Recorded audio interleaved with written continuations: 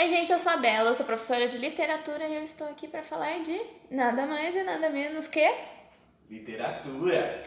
Bom, gente, no vídeo de hoje eu quero continuar aquele raciocínio sobre o que é o fantástico. E dentro do gênero do fantástico existe uma coisa maravilhosa que eu amo muito, e eu sei que vocês também amam muito, chamado distopia. Você viu o quê? Professor interativo.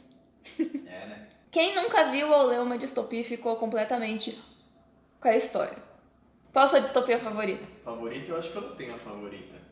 No momento que eu tô mais gostando é a do Blade Runner. Blade Runner. É uma distopia, você tem É certeza? distopia. Acho que é um futuro onde a tecnologia dominou a porra toda e aí é os humano atrai os humanos que não é humano, de verdade.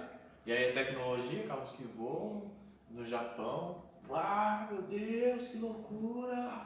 Bom, é isso que é distopia, gente. Tchau. Bom, são tantos exemplos, mas eu acho que a gente tem que aplaudir a Suzanne Collins com Jogos Vorazes, porque foi ela que abriu a porta para muitas distopias que chegaram para o mundo da literatura juvenil. Graças a Suzanne Collins, o tema ficou muito popular. E é quase natural a gente ter pelo menos uma ou duas sagas por ano sendo lançadas sobre uma distopia, sobre um mundo diferente e tudo mais. Mas vamos contextualizar, afinal, o que é distopia? Primeiro de tudo, a gente precisa contextualizar a utopia. A utopia, em seu significado mais comum, ela quer dizer uma civilização perfeita, imaginária, fantástica, aquilo que é impossível de ser realizado. A primeira concepção de utopia ela nasceu em um livro chamado A República, do Platão, que foi lançado mais ou menos uns 380 anos antes de Cristo.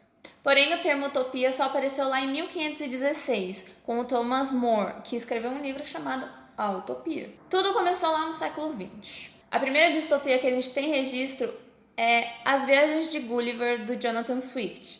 Ele escreveu um livro ali para satirizar essa questão de sociedade perfeita e ele faz muitas críticas ao governo e muitas críticas políticas. Então isso se adequa totalmente dentro da questão da utopia, da distopia. É igual o filme do Jack Black. Não. Tem nada a ver? Mais ou menos, né?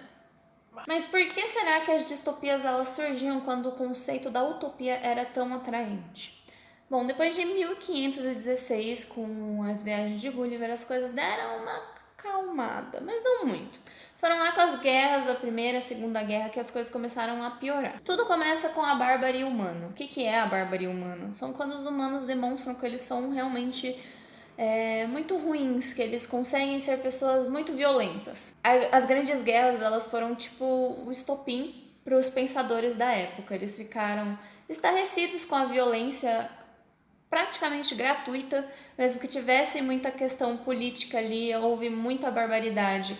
A gente sabe só com o Holocausto que muita gente inocente morreu. E então eles aproveitaram isso para eles começarem a discursar de um jeito diferente. Eles pararam de falar sobre o sonho, sobre aquela crença na bondade humana, e eles começaram a falar que a sociedade perfeita já não existia. Então fica explícita essa outra face do século XX. Ao invés de ficar falando da coisa bonitinha, de repente o ser humano se tornou muito consciente da maldade. E o progresso da humanidade, ao invés dele ser aplaudido, ele começou a ser visto como um ato de crueldade. Com toda a revolução tecnológica, a gente começa a perceber a irracionalidade e a crueldade do homem. Para ficar mais claro, vamos pensar que a distopia ela é a falta de esperança no futuro. Por conta das guerras, o homem para de olhar para si mesmo e ele assume as feridas que são tão profundas e causadas por esses atos horrorosos. Quando o mundo começa a se despedaçar, o lado mais sombrio do ser humano aparece e com ele vem esse desejo de dominação. Então a gente pode dizer que a distopia ela surgiu como um movimento contrário às utopias. A utopia sempre via o homem como um ser bom, a sociedade como um lugar perfeito, enquanto a distopia passa a enxergar o mundo como um lugar cruel, os sistemas como prisões da sociedade e os líderes totalitários como aqueles que permitem que o progresso da humanidade sirva como destruição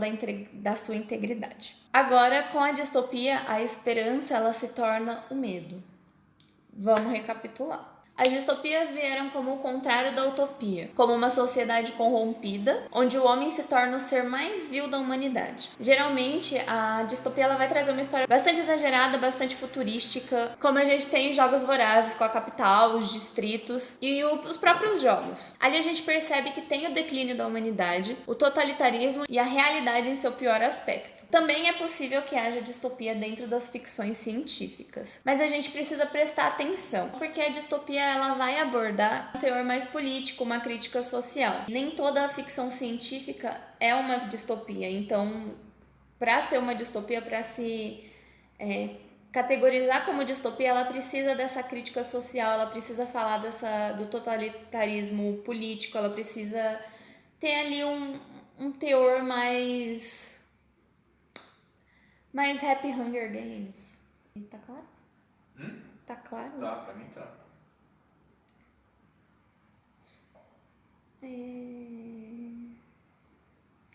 Bom, é isso, gente. Eu espero que tenha ficado claro essa questão da distopia. Ela é um pouquinho complicada, mas nem tanto. Se a gente parar pra ver muitas coisas que andam acontecendo assim, né?